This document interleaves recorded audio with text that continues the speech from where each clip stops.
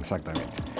Y bien, estamos ahora con dos autores de libros, dos escritores. Estamos con Renato Cisneros, que ha publicado este libro de autoficción, lo llamas, ¿no? O algo parecido. Bueno, ahora te cuento. Muy, muy bueno, realmente extraordinario, que se llama La distancia que nos separa, y se refiere en buena cuenta a la relación con su padre, el gaucho Cisneros, y José Carlos Agüero, que ha escrito un libro que se llama Los rendidos, sobre el don de perdonar. Él es hijo de senderistas abatidos, ejecutados extrajudicialmente. Entonces, Renato Cisneros es hijo de un militar que proclamaba, digamos, una estrategia muy dura contra senderos. De alguna manera hay una cierta simetría acá. Bueno, buenas noches, ¿cómo están? ¿Cómo les va? ¿Qué tal? Bien, gracias por la invitación, Jaime. Quería comenzar rápidamente. José Carlos, bueno, entiendo que tu padre murió en el ataque al frontón, ¿no es cierto? Tu madre fue ejecutada extrajudicialmente más tarde, el año 92, ¿no? Pereció en una playa, ¿no es cierto? Cuando tu madre muere, ¿tú qué edad tienes? ¿Cuál era la relación con tus padres? ¿Tú qué participabas en las actividades de sendero? ¿Qué veías? En fin, ¿cuál era tu situación ahí?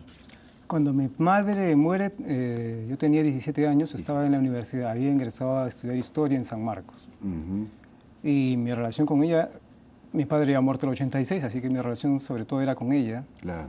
Era muy buena, éramos grandes amigos, era una buena madre, una madre muy cariñosa, muy protectora, muy conversadora, cantaba muy bonito, es decir, era una persona muy querible.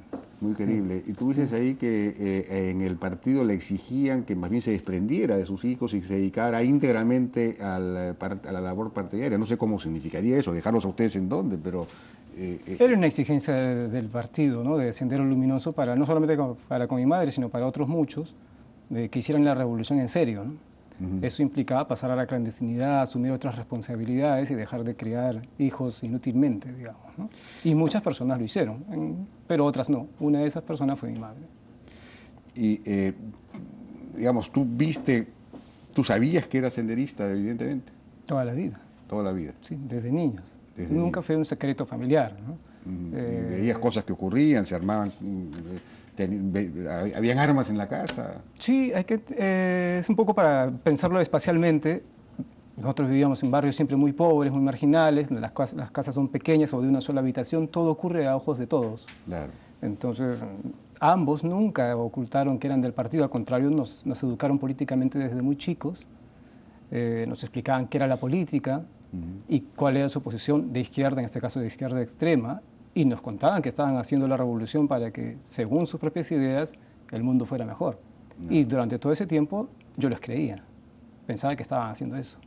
Y veíamos, en efecto, todas las cosas que la gente que llegaba a mi casa o a la choza donde vivíamos en el Agustín o a la casita donde vivíamos en Villa María, y constantemente llegaban gente que eran como nuestros tíos, digamos, una familia ampliada de otros militantes de Sendero que iban y venían, morían, pasaban.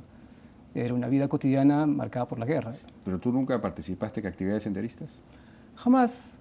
Es decir, eso es matizable, ¿no? Mi madre impidió que nosotros participáramos en la guerra porque ellas decían que ellas iban a hacer esta guerra para que nosotros y los hijos de todos pudieran disfrutar el futuro de la nueva democracia. Entonces, un poco ellos iban a sufrir las consecuencias de la violencia. Sin embargo, es cierto también que dentro de la vida cotidiana es inevitable, ¿no? O por lo menos fue inevitable en mi caso, ¿no?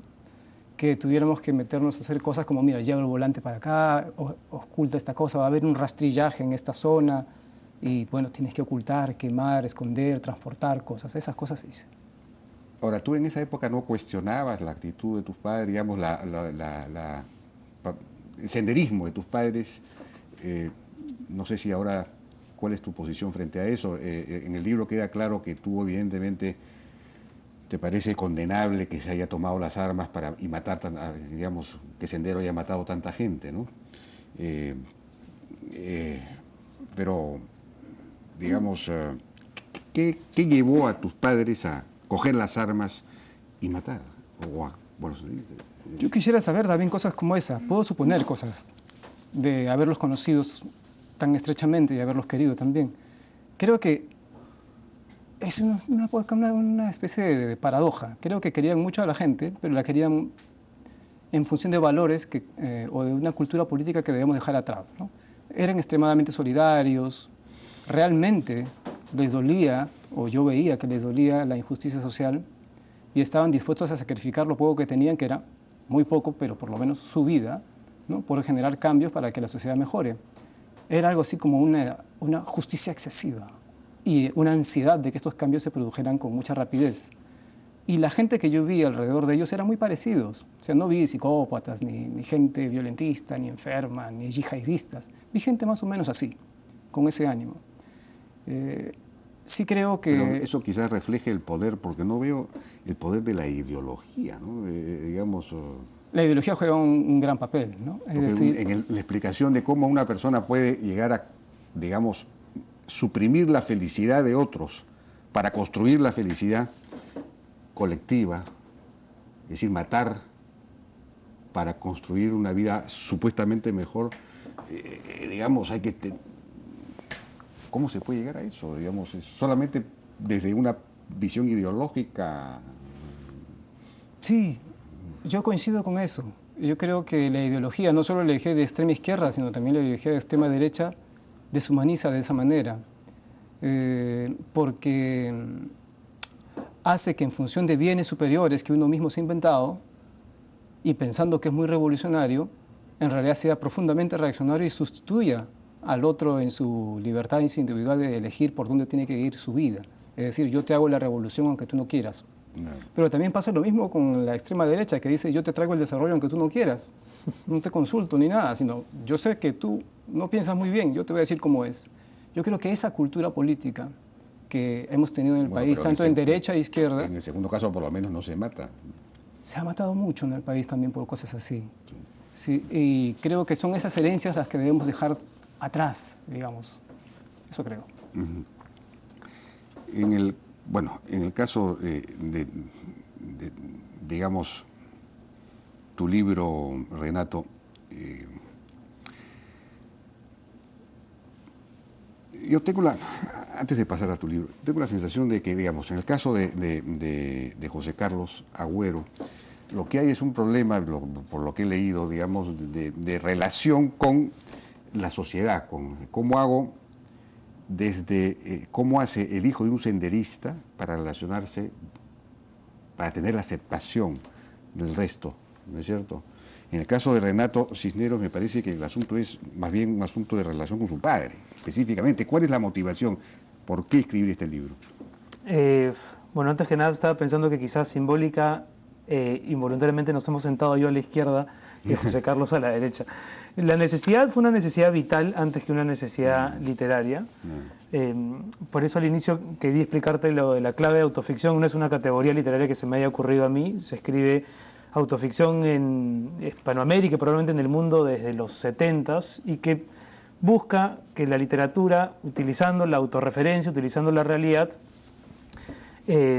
convierta personajes reales en personajes literarios, ¿no? El de José Carlos, la apuesta de José Carlos es tan válida como la mía, pero él utiliza el ensayo, el testimonio, digamos. La mía es una novela donde lo que yo básicamente buscaba era la reconstrucción del padre a través de una serie de recuerdos y tratar, sí, de despojar un poco al personaje en el que mi padre se convirtió de esa capa de rudeza que él mismo construyó, un poco para tratar de mostrar sus rajaduras más sentimentales, no por tratar de justificarlo a él, ni por reconciliarlo a él con alguien, con algún lector en particular, sino conmigo, ¿no? El padre que yo conocí hasta su muerte era un hombre que estaba arropado de dureza y que, si bien tenía en la intimidad de la familia momentos de cariño, era muy hermético, ¿no? No mostraba su intimidad. Y yo quería saber, tuve esa urgencia vital de saber cómo había sido mi padre antes de que yo apareciese en su vida, cómo había sido ese hombre a los 20 años, a los 30 años, qué vicisitudes tuvo, qué momentos trágicos pasó y qué hechos fueron los que terminaron por convertirlo en el Gaucho Cisneros, ¿no? De acuerdo. Ahora hay, bueno, hay varios episodios en los que cuentas la extrema, digamos, disciplina y rudeza de su educación, ¿no? Como el asunto de... hay cosas que son ya anecdóticas. Este asunto de los cocachos, si te sacabas 15 en el colegio, eran 5 cocachos para llegar a 20, ¿no? Como que completaba la nota a cocachos. A cocachos. Y cuando un día robaste, conseguiste el examen de otra persona que tenía una caligrafía parecida a la tuya, que había sacado 20, y dijiste, mira, me he sacado 20, y te dio un cocacho. Mis hijos no se sacan 20, se sacan 21. Los cisneros se sacan 21. Hay, digamos, de esas medidas disciplinarias caseras, en el momento parecen una punición, y quizás lo sean, ¿no? Un momento de corrección, etc. Con los años uno intenta encontrarle otro tipo de lecturas. Yo recuerdo, lo cuento en la novela, que mi padre me hacía escribir, ¿no?, frases 300 veces, no debo contestarle mal a mi madre, ¿no? Y claro, en ese momento yo sentía que eso era un castigo, y claramente lo era, no podía salir si es que no escribía. Pero con los años también trato de interpretar ese hecho de la siguiente manera, ¿no? Lo que él me estaba diciendo sin enunciarlo era escribir para ser libre, ¿no? En ese momento era una punición, ahora yo siento que es más una redención, ¿no? Yo no podría ser libre si no escribiese, ¿no? Y quiero creer que mi padre me inoculó esa idea con sus métodos rudimentarios, con su forma de dialogar conmigo, con hechos que a mí me ha costado ir encontrándole significado, ¿no? Claro, yo me imagino que por tu padre muere cuando tú tenías 18 años. Así es. Y claro, había sido un padre muy duro, muy poderoso, ¿no? Y claro, tú de alguna manera, como dices, escribes el libro para buscar sus otros lados, más vulnerables, digamos, que se parecieran más a ti, para reconstruir una relación con él, en buena cuenta, póstuma. Pero ¿lo has logrado? ¿Tú crees que lo has logrado? ¿Has logrado ese cometido? ¿Te sientes ahora, digamos, mejor contigo mismo, ahora, en la relación con tu padre? Siento que conozco más a mi padre, que lo he conocido más durante sus años de muerto que durante sus años de vivo, ¿no? Y eso sin duda me hace sentir más cerca a él. Cuando encontré las cartas donde mi abuelo lo describe, ¿no? Este chico de 12 años o de 11 años que era tímido, nervioso, inseguro, que eran atributos que yo jamás podría haber asociado con mi padre, ¿no? Para mí mi padre era el hombre más seguro de todo, seguro de su moral, seguro de sus declaraciones, seguro de que había que mellar la autoestima de los enemigos del país, ¿no? A partir de declaraciones muy, muy tajantes. Y más bien la descripción que hacía mi abuelo se parecía más a cómo yo me hubiese definido a mí mismo, ¿no? Entonces ahí yo encontré una serie de ligaduras que me hicieron, no sé, también que despertaron en mí nuevos sentimientos por mi padre, ¿no? Tengo la sensación, antes de pasar una pausa, José Carlos, que digamos, tú has escrito el libro de alguna manera para tratar de entender y construir no la relación con tus padres, sino la relación con la sociedad, desde una situación de estigma o de vergüenza. Tú usas la palabra vergüenza en el libro, que te puede dar el hecho de ser hijo de senderistas, ¿no? Es decir, cómo construyes una relación, cómo un hijo de senderistas construye una relación. Es una vergüenza haber sido, lo dices de alguna manera en el libro, hijo de senderistas, y entonces cómo... Eso es lo que tú trabajas, me da la impresión en el libro. ¿Es así? ¿Has logrado tu propósito, tú crees? ¿Has resuelto ese problema? El libro es un libro que está construido de fragmentos y no sí. pretende imponer ningún discurso, digamos, ¿no? Sino más bien plantear algunas preguntas. Y una de ellas tiene que ver justamente con cómo hacemos para conversar de una manera más libre, sin temor, sin prejuicios de por medio, sobre la época de la violencia política, sin tener el tabú encima. No importa quién seas, no importa si eres hijo de senderistas, no importa si eres hijo de un militar famoso, no importa si eres una víctima de violencia, si eres una viuda de policías. Yo creo que deberíamos intentar poder generar ese espacio de libertad para poder comunicarnos y conversar. Quizá con ningún fin específico, tal vez no nos lleve a nada, no sé exactamente hacia dónde lleva una conversación, pero una conversación en sí ya tiene valor para mí. De acuerdo. Vamos a ir a una pausa, regresamos. Claro, 10 años conectando al Perú. Mitsubishi Motors, ¿cuál es tu aventura hoy?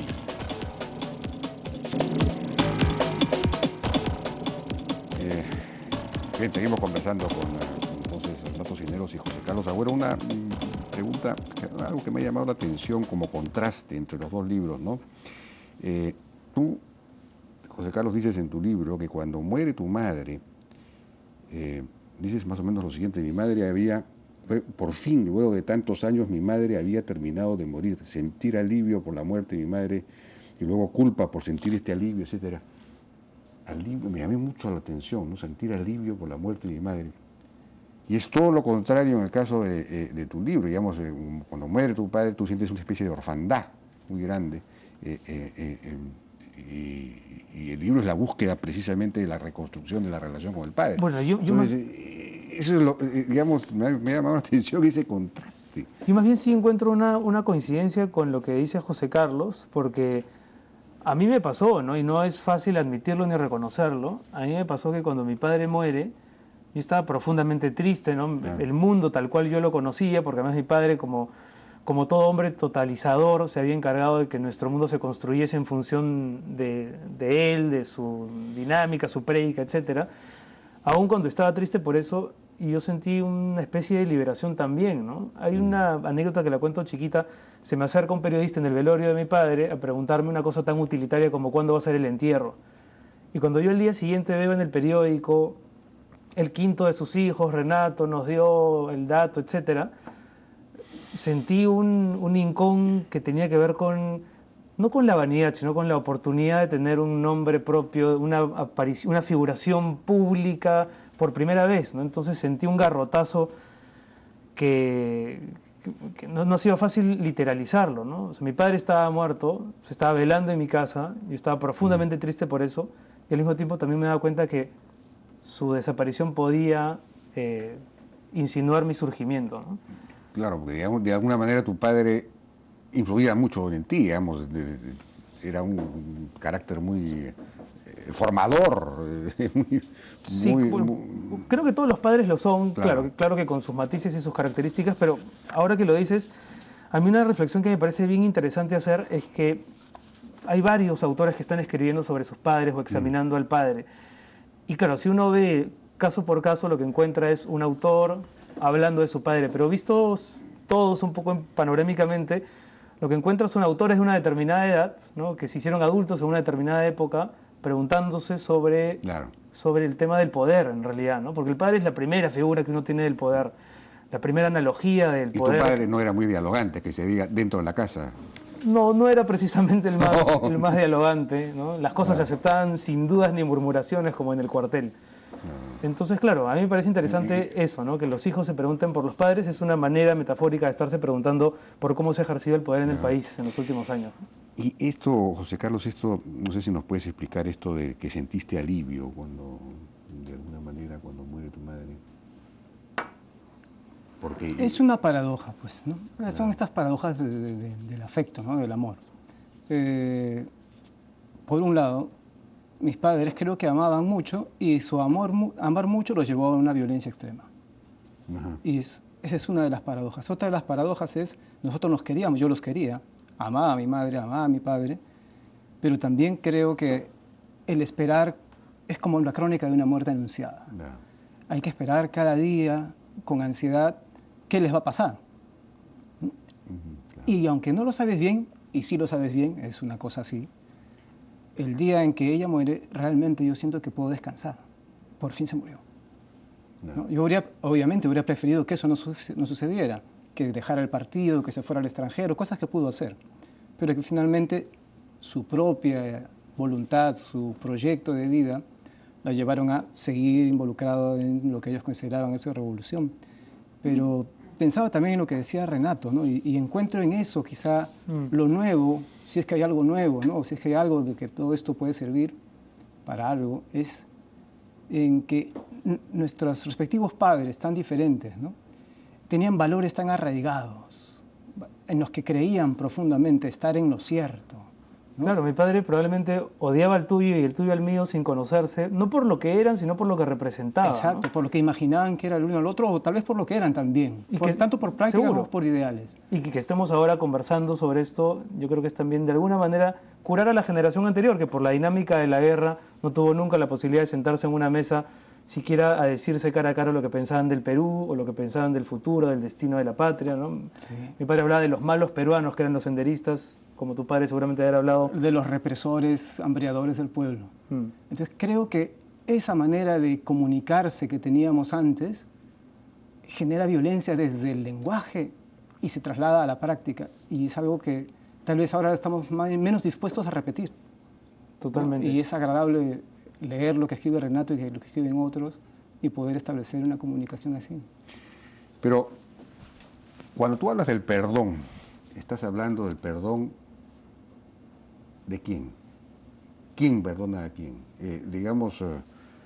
¿Estás pidiéndole al Perú que perdone a los senderistas? ¿O estás hablando de tu perdón a quién?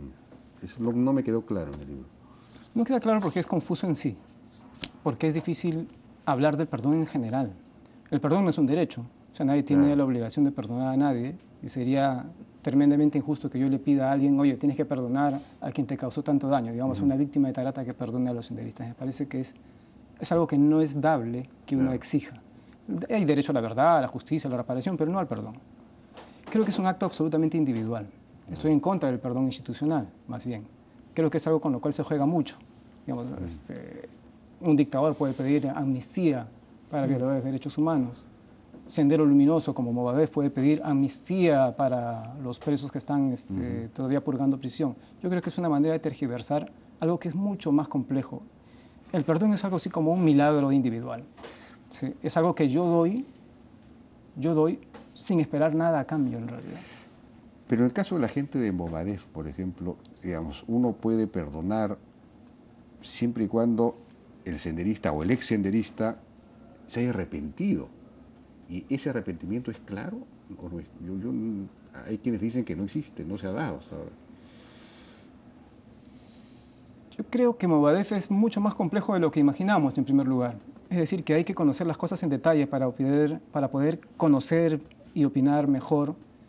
Y que cuando decimos Movadef estamos diciendo muchas cosas. Hay gente muy diversa, hay gente que salió de la cárcel, hay jóvenes, hay gente que no es de Movadef, sino que está a su alrededor y que opinan de muy diversa manera. Hay gente muy dura, hay gente más suave, hay gente que tiene diversas opiniones.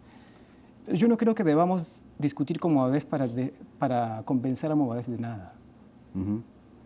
Creo que hay que, y no creo que tampoco debamos censurarlo, por ejemplo. Creo que debemos hablar con Movadef o de Movadef para el resto, o sea, para nosotros, para la opinión pública, para que saquemos nuestras conclusiones nosotros sobre lo que es y lo que plantea Movadef. No para ganarles una discusión, porque creo que nunca se la vamos a ganar. Su discurso es muy cerrado. La discusión con ellos pasa por los beneficios que tiene para el resto y para la sociedad. Esa discusión, no para convencerlos, digamos. Eso no creo que sea posible. Creo que el discurso anacrónico quede expuesto en sí mismo y que eso le permita a la opinión pública de pronto sacar sus propias conclusiones, ¿no? Sí. Yo creo que en ese sentido tiene valor no proscribirlos, ¿no? Pero no es porque le vayamos a ganar la discusión. No es ese tipo de comunicación la que establecen, ¿no? Y no creo que vayan muchos a pedir perdón tampoco. Sí, pues. Y ni a arrepentirse. Bueno, depende. Yo conozco mucha gente que en realidad sí ha evaluado su vida. Dentro de poco sé que un miembro del MRTA muy conectado como Galvez Olecha va a presentar su libro en el Virrey, el 10 me parece, y él hace un balance, no sé si es llamarlo arrepentimiento, pero hace un balance de su militancia. Y es algo que deberíamos prestar un poco más de atención siempre, ¿no? Sí, pues. Bueno, ya nos ha ganado el tiempo, ya ha sido una conversación interesante y recomiendo realmente la lectura de estos dos libros, muy, muy buenos. Uno es, bueno, este es un libro apasionante, ¿eh? La distancia que nos separa, pero es un libro, efectivamente es casi una novela, ¿no? Es una novela de autoficción. El otro es más un ensayo, ¿no? Entonces son libros de naturaleza distinta, pero los dos, cada uno digamos, en su ámbito, muy, muy buenos. Por lo menos en el caso de la novela, aunque quizá también el libro de José Carlos busque lo mismo, a mí lo que me ilusiona es un lector que al leer estos libros se pregunte y desconfíe de esos dos personajes que están en su casa, de pronto el padre leyendo una revista o la madre viendo la televisión, y se quiera preguntar lo siguiente, ¿no? ¿Quiénes eran estos señores antes de que yo venga al mundo y cuánto de lo que eran antes tiene que ver conmigo, ¿no? Me parece que son libros que van a invitar a las familias a conversar, ¿no? Y eso siempre es fructífero, siempre es importante. Muy bien, muchísimas gracias por su participación a Renato y a José Carlos Agüero, Renato Cisneros. Nosotros nos despedimos hasta el día de mañana. Buenas noches. Gracias.